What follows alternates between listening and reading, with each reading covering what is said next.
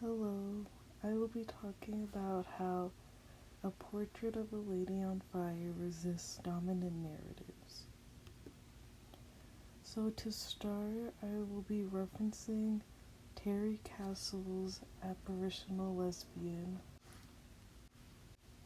In this work, Castle observes how one woman or the other must be a ghost or on the way to becoming one, only to be obscured, disembodied, and decarnalized.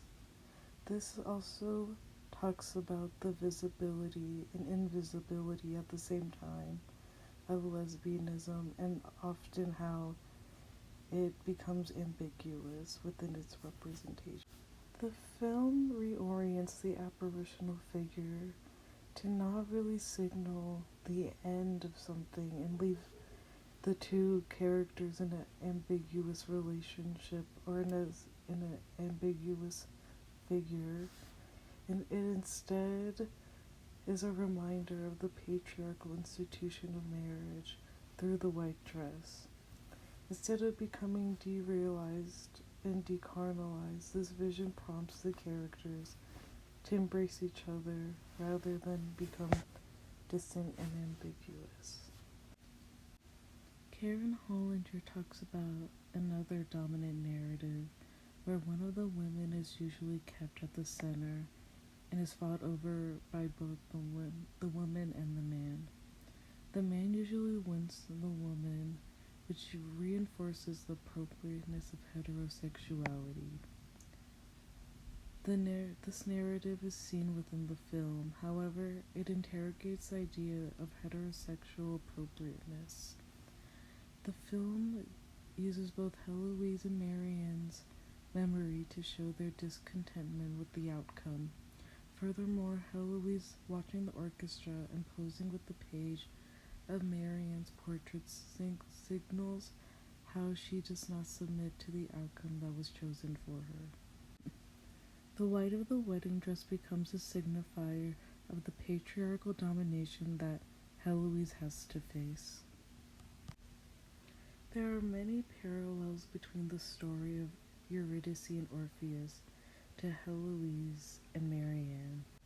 By doing this, the filmmakers may run the risk of assigning gendered roles to the characters.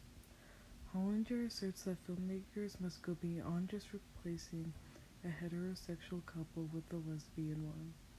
However, the film resists this by having the characters talk about their own interpretation of the story.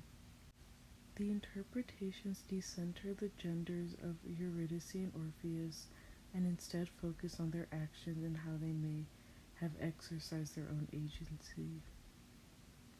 The parallel of these two stories, Orpheus and Eurydice and Heloise and Marianne's, becomes more centered around the themes of memory and how patriarchal systems form memory.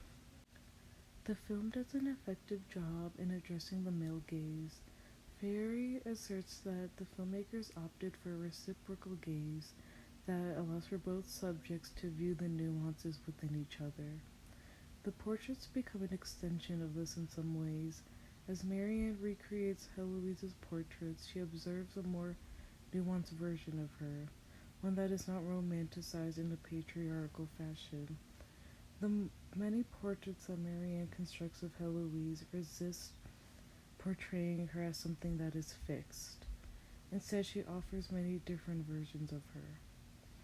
The last painting that is seen within the gallery explores how apparitionality can occur through the romanticized portrait over a more mimetic one. What becomes invisible is the realistic aspects of her body and face.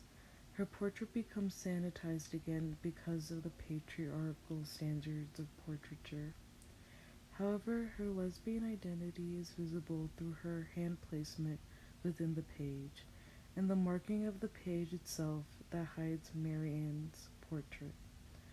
Marianne and the portrait of Heloise looking at each other at the end share that mutual act of remembering. To me, the movie does seem to be more of a critique of the male gaze rather than a piece of lesbian media. Although this film has many minor film aspects that destabilize dominant narratives, it also upholds many hierarchies seen within lesbian media already.